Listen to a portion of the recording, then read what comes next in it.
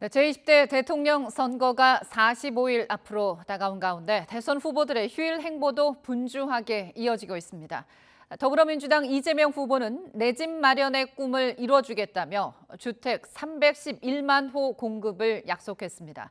국민의힘 윤석열 후보는 국민이 제안한 국민 공약을 발표하고 부모의 육아 재택 근무를 보장하겠다고 밝혔습니다. 국회에 나가 있는 취재기자 연결합니다. 최하영 기자. 네, 국회입니다. 네, 먼저 이재명 후보 대규모 주택 공급 대책을 발표했죠? 네, 부동산 문제를 해결해 수도권 민심을 다잡겠다는 전략입니다.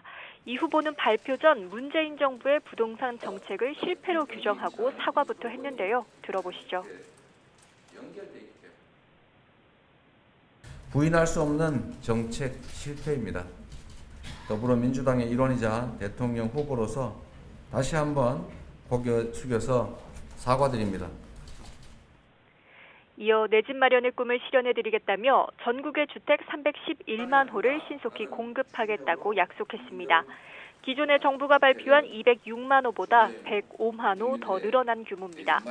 서울의 경우 정부 계획인 59만 호에 48만 호를 추가해 107만 호를 공급하겠다고 발표했습니다. 김포공항을 그대로 두고 주변에 8만 호, 용산공원 일부와 주변 반환 부지에 10만 호, 태릉, 홍릉, 창동 등 국공유지 2만 호, 1호선 지하화로 8만 호를 추가 공급하고요. 나머지 20만 호는 재개발과 리모델링 규제 완화, 노후 영구 임대단지 재건축으로 공급하겠다는 구상입니다. 또 분양원가 공개제도와 분양가 상한제 적용으로 반값 아파트를 대량 공급하고 신규 공급 물량의 30%는 무주택 청년에게 우선 배정하겠다고 공약했습니다.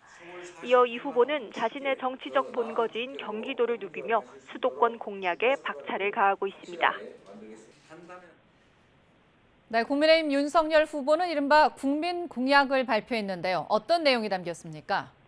네, 국민 공약은 시민이 온라인을 통해 제안한 정책 가운데 윤 후보가 자신의 공약으로 발표한 겁니다. 제안된 정책 1,500여 개 가운데 4개를 선정했는데요. 국민과 국정 운영을 함께 나가겠다는 취지입니다. 우리가 또 국민들과 쌍방향으로 소통하는 정책의 수립, 집행 이 프로세스를 만들어 나가겠습니다. 먼저 육아하는 부모의 재택근무를 보장하겠다고 약속했습니다.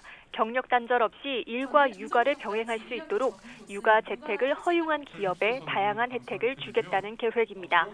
두 번째는 배달 확대에 따른 오토바이 교통 안전을 강화해야 한다는 제안에 따라 이 번호판 전면 부착을 의무화하고 이 CCTV나 운행 기록 장치를 설치하면 보험료를 할인해 주겠다고 공약했습니다.